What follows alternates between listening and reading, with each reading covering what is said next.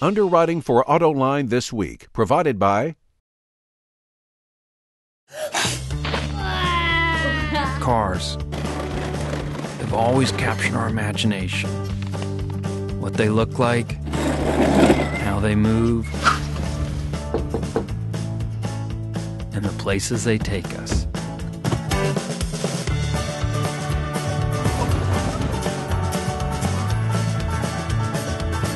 And because you've always loved them, you deserve to love the experience of buying them. From the Autoline studios, here is your host, John McElroy. I want to thank you all for joining us on Autoline this week. You know, before a car gets in a showroom, it has to be manufactured. Before it's manufactured, it has to be engineered. And before it's engineered, it has to be designed. And that's what we're talking about, design, from all different aspects. And joining me on today's show are Joe Dehner, the head of Exterior Design for the Dodge and Ram brands at the FCA Group, Darby Barber, a student at the College for Creative Studies. Also, some of you may recognize her as a participant in the reality show Motor City Masters, and I never missed one episode of that, I'll have you know. And Paul Snyder, the Transportation Design Chair at the College for Creative Studies. And I want to thank you all for joining us here today. Thanks. Thank you. Thank you. Joe, let's start out. We've got a student, we got a school, we also have a car company representative. Yeah. How hard is it to get new talent to come into the design part of the automotive industry? John, it's becoming a lot more difficult with each passing year. It just seems to be a smaller segment of students that are out there that are basically aware of car design. I think I jokingly say sometimes people and students themselves think cars are designed in the back of the dealership and manufactured, and that's not obviously true. But getting them to be aware of what we do and getting them to be inspired by what we do is the first step. Paul, you run one of the preeminent design schools in the world. How hard is it, you know, having heard what Joe just said, of getting students to come in and apply for it? Well, we're still one of the largest departments in the school. But yes, the trend is the entertainment arts are growing. So part of my challenge is to get some of those kids who are really interested in making things, but instead of making it virtually, make it real and actually see it on the road or, you know, in your kitchen, whatever. Darby, what got you interested in, what was it, even cars in the first place? Or, I mean, how did you end up being at CCS? Well, I was always interested in cars. I loved cars. I would always go to shows with my dad, and I was always a drawer, and I wanted to learn how to draw cars because I just had this, like, ever since I was like in middle school, I had my car planned out for when I turned 16. I didn't get it, I had to work for it, but I have this passion for cars and I love to draw. And so I wanted to design cars and I wanted to someday have a car to see and drive and maybe own a car that I've designed is like my pretty much goal in life. But were you very different from all your friends? Were you the only one, or did you have others who were also interested in doing that? No, none of my, well, I have some car guy friends, but none of my girlfriends really like cars. They're kind of into horses. None of my family's really into cars. I'm pretty much just kind of my lone self, but I love it. That's cool. That's great to hear. Joe, it seems to me that there's all kinds of design schools all over the world. It seems that the car companies are all clamoring to get new designers in there. So how do you convince students that they ought to pursue automotive design as a career? Well, I think Paul touches on a good point there. You know, a lot of the younger generation today, they're very digitally inclined and they live in that virtual world. But with car design, you actually get to create a product. It's a collaborative effort, but you get to create a real product that you can actually drive and experience. And I think that's a great selling point for some of the younger students that they can, and a car is basically one of the largest products there are, consumer-based products. So I think that's a good selling point. In addition to that, we basically look under every we go to all four corners of the earth basically to different design schools to try to find new talent. There's the traditional schools that we go to, but we're also looking at other schools to, you know, get more diversity and also just find students that might be taking a different path, you know, basically. So it's pretty challenging. Darby, one of the things, of course, is when you get into the digital world, you know, you can design things, it's done. As soon as your design's done, it's done. But as you know, to have a car be designed and then end up going down the assembly line and end up in a showroom, it's like a 3-year gap. Is that something that you found frustrating coming into the automotive business, is just how long it takes to turn these things out?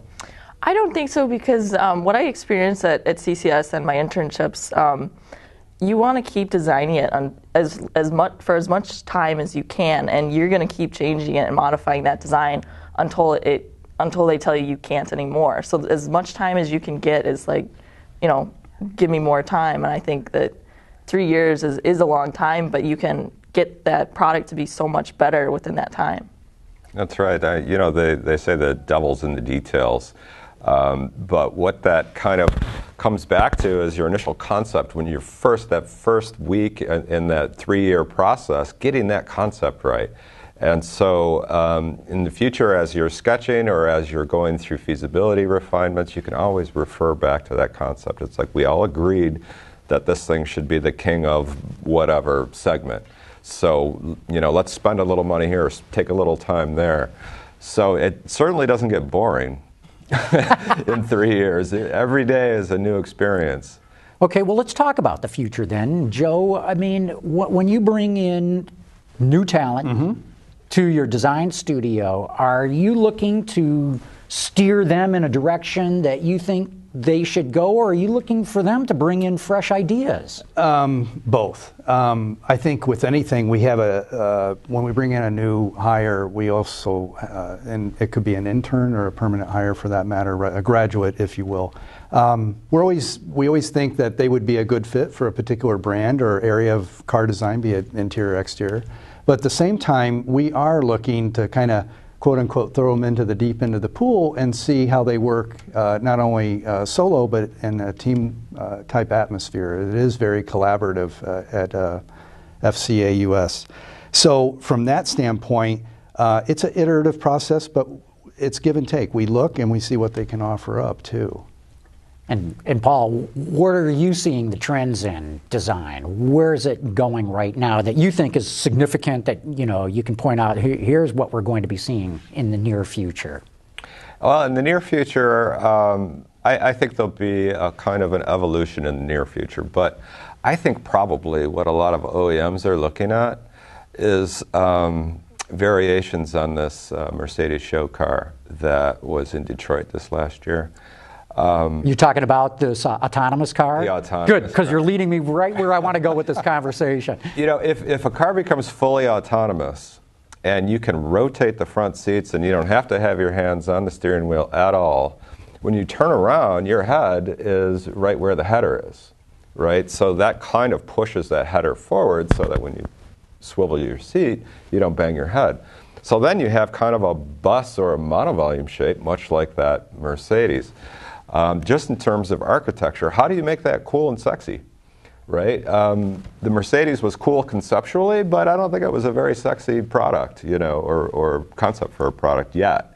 So that to me is a real critical sort of future investigation that we need to do. Okay, Darby, how do you make it cool and sexy then? What would you do with an autonomous car? Well, I think it depends. If it's going to be a full autonomous, like super future car, I don't think it really needs to look like a car, because it's going so far away from what a car is. A car is something you drive, you have a steering wheel, pedals, and whatnot. But if it's going to be a semi-autonomous car, then it can still be, make it a cool car. You just have to figure out the right proportions for it, which everyone will do differently, I'm sure. But if it's going to be a completely autonomous car, I don't think it should necessarily look like a traditional car. Could look like a carriage. Yeah. You could have a whole range. I mean, I think there's a general thinking that people who are maybe possibly into autonomous cars aren't gearheads, so to speak, or maybe don't have a lot of thought about design. But I think you're going to see a range from, like you said, Paul, things that are more upright, vertical, carriage-like, to something that's low, sleek, and sexy. Mm-hmm. There's going to be a lot of different flavors out there.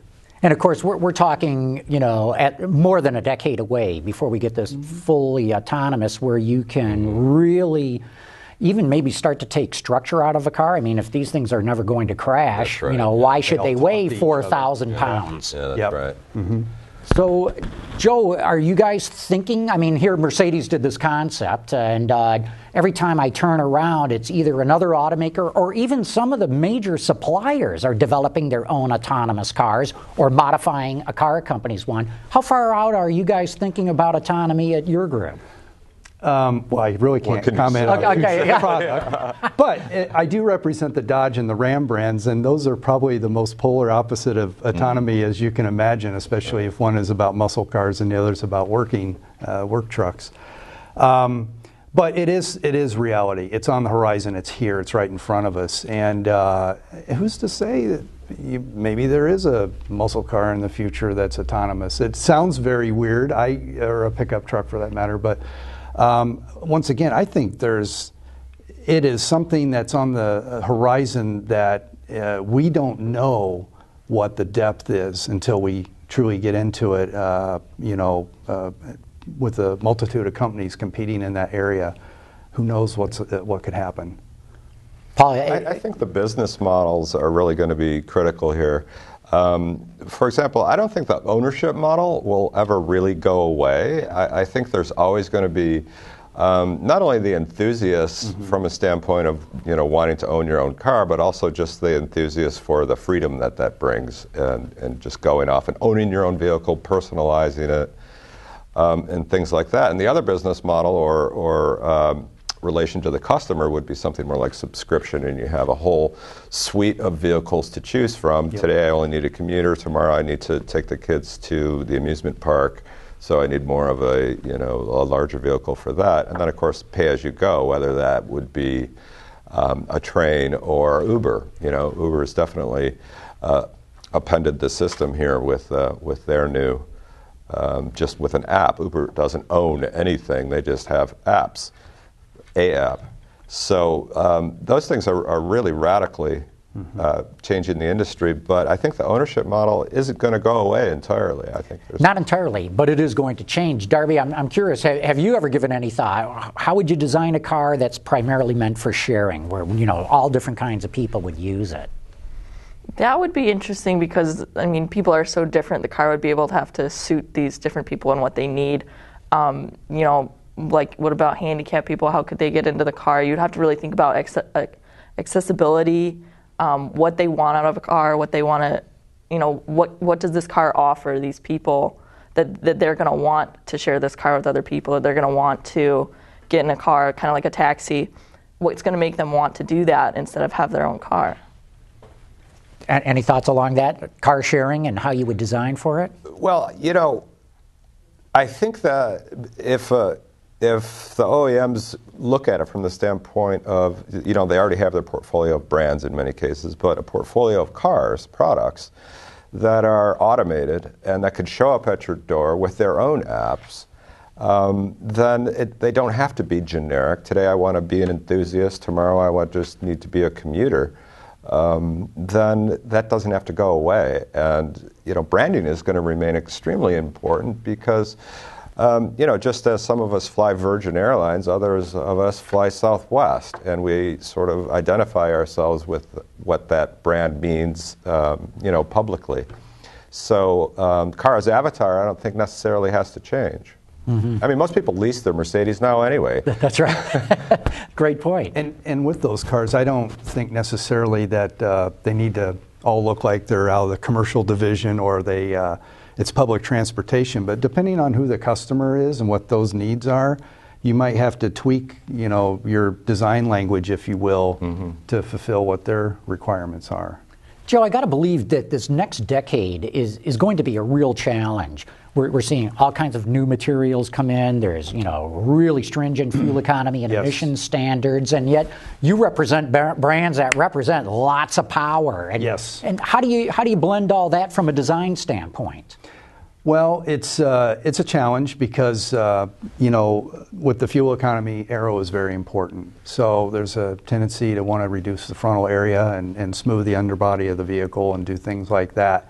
While at the same time having the designer to have enough flexibility that they can make their vehicle look unique as opposed to everybody else in the market. So that's one of the biggest challenges. And then Conversely, on the interior, we have so many regulations and things like that that are facing our interior designers. The tendency is to want to push the surfaces out. Meanwhile, our aero friends want us to push the surfaces in. So that's the challenge for any of the designers and within the OEMs for the next 10 years, I would say. And also, I mean, the brands that you work on, Ram and Dodge, they're very expressive design. Very American. You can't be conservative with those brands, can you? No, you can't. We like to challenge the unboring. Or champion the unboring. It's really you can't have anything that's quiet or boring or dull. It's got to stand out. It's got to be very American. Chest pounding, I like to say. Mm-hmm. Yeah. Darby, you had mentioned coming up with cars that don't even look like cars. Can you give us any examples of what some of your thoughts are along those lines? I was thinking kind of more like spaceship-y, speed form-like, but they could still have, I mean, wheels or whatnot. Maybe they don't have wheels. Maybe they don't have four wheels. You don't know, but I think some like an inspiration of a car taken to the next level, like. Think of humanity 100 years later, what our car is going to look like, and it just, you know, crazy forms and cool stuff going on in there that could just make it really neat. I can't believe that enthusiasts who love to drive will ever go for autonomous cars. Maybe for their daily commute if it involves a lot of stop-and-go traffic. Nobody likes to drive in that. But you seem to be talking about design that could maybe even make enthusiasts want to get in an autonomous car? Maybe. I mean, an enthusiast is always going to be an enthusiast, in my opinion. You know, if autonomy ever comes and takes over the world, I'll go find somewhere I can keep a car and drive it.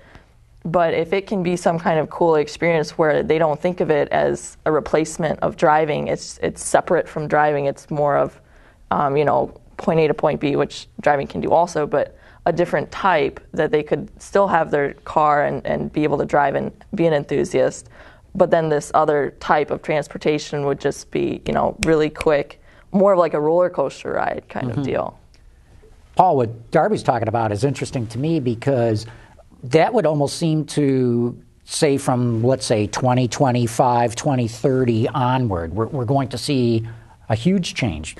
I guess the real challenge is in the next decade when we have cars that have semi-autonomy, where the driver can, you know, hands off, at least going down the freeway, but then have to jump in at a moment's notice. This has got to be a massive design challenge. Well, I think it is, and I think the user interface and the way the car tells you that it's ready to be taken over manually or tells you that it's ready to be fully autonomous is critical. But you know, the opportunities that it presents are pretty cool. I was having a conversation with my friend Fabio Filippini at Pininfarina. We were talking about this kind of, you know, the iRobot scene where Will Smith asks for manual and the computer is telling him it's really dangerous, and he's like, give it to me anyway. So, you know, there's that switch back and forth. You commute, and then you're off into your country road for your last few miles. But what if you had a Formula One driver program the code for the vehicle and it would take you on a racetrack or, you know, drive like a Formula One car? Your hands are off and you just kind of, you know, drive along for the ride. And that's something that they could do, you know, with all the programming for an automated sort of mode, you know, super race car mode. Sure, yeah. BMW, I think, has even put out videos at various racetracks. I'm remembering one at Laguna Seca, Mazda Speedway. If I don't say that, the Mazda people will kill me, but Laguna Seca, I think it was at Laguna. And I mean, this car is just flat out with 4 people in it, nobody driving. So, you know, your vision is already here. Yeah, maybe not for everybody to experience, but the technology's there. That you could develop your brand around, you know, like how would Ferrari possibly market an autonomous vehicle because it's so much about driving? Well, what if you got to drive like Fernando Alonso or something like that, you know, or got a ride in your Ferrari driven by a virtual Fernando? So you could see what your car could really do. Then it would be, yeah, exactly. Then it would be, wow, I want one of those. Yeah. You know? And then the counter to that would be obviously the people that don't care about driving, it's all about point A to point B. And that's right. And I've had discussions with some of my friends and counterparts at FCA, and you think about it. A car is basically a body with a greenhouse on it, and the greenhouse is obviously so the occupants and the driver can have good visibility. In the future, if there is no driver and it's autonomous, you don't need a greenhouse. You could basically have a mattress or some kind of a more linear type of seating arrangement where you're laying on your back the whole time. I mean, you think about it, it could really radically change what we commonly perceive as a vehicle in a more traditional sense. Sure, I see in the future with autonomous vehicles, big box vans could become very popular because you could almost make it into your own media room, your own apartment. Even I could see people living in their cars. Yeah, at some absolutely. point.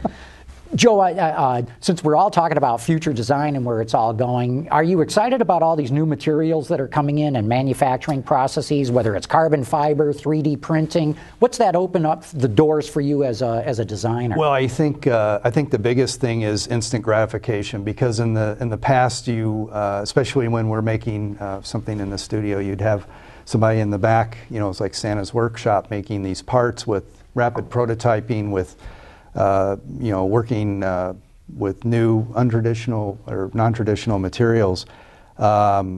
We come up with solutions to problems that actually don't exist, but yet we find a way to integrate that into our process. And that's what's exciting about, not only at the school level that I see at some of the schools that I visit, but also at the OEM level. What's amazing to me is some of the schools that I visited where I see some of the departments like interior or exterior design, like architecture, they use certain methods and rapid prototyping types of solutions that influence the automotive guys and gals. And I think that's awesome when you see that translation into another curriculum. It's pretty neat.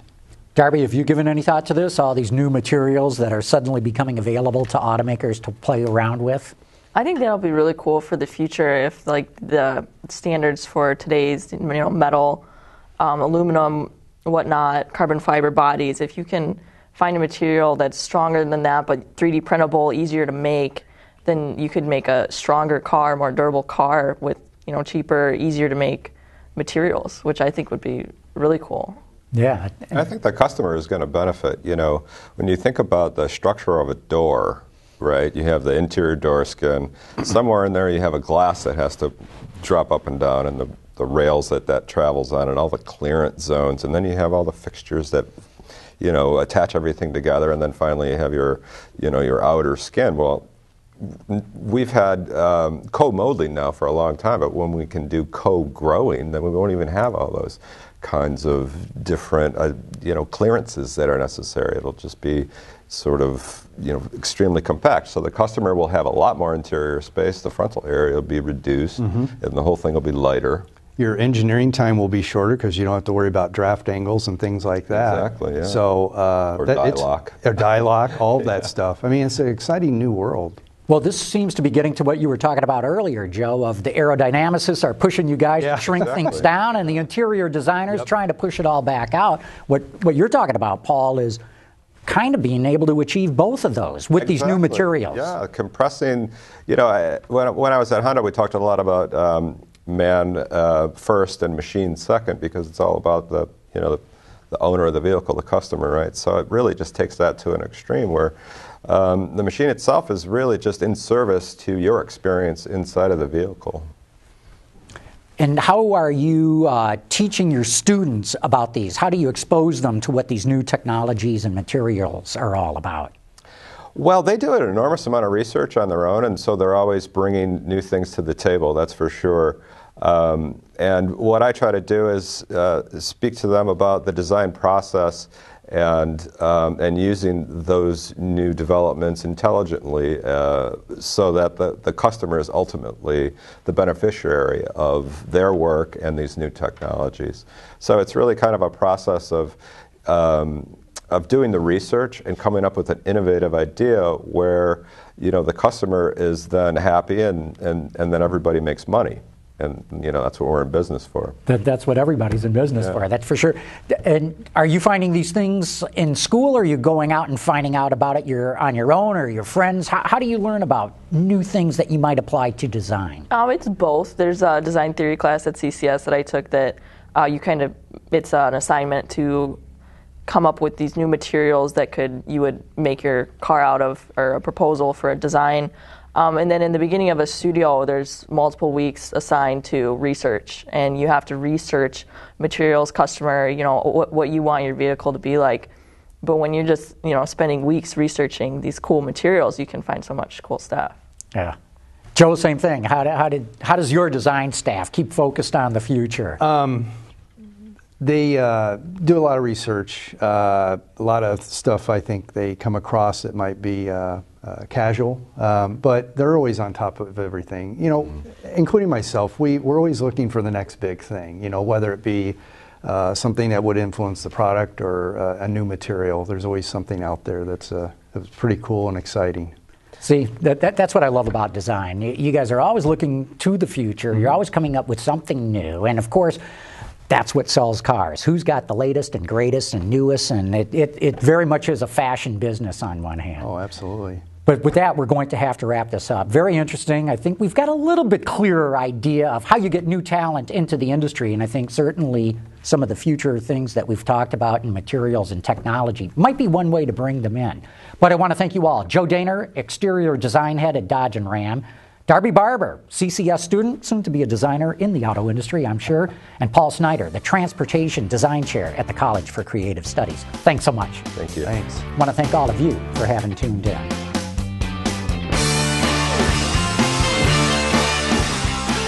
Underlighting for Autoline this week has been provided by... People are going to have apprehensions about going into the dealership because it's the largest purchase they're going to make in their lifetime next to their house. So they have to figure, can I afford this? TrueCar gets to the heart of the matter. Within 60 seconds, you're going to find out what the average customer is paying for that car.